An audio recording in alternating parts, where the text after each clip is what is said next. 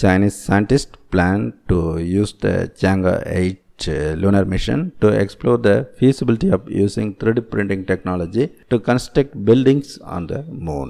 According to China Daily News report, Wu Weiren, a leading scientist at the China National Space Administration, said the Chang'e 8 robotic probe is set to land on the moon's south pole to conduct on-site investigations of the environment and the mineral composition at the landing site, and to check if some advanced technologies, 3D printing for example, can be done on the lunar surface using lunar materials in the future.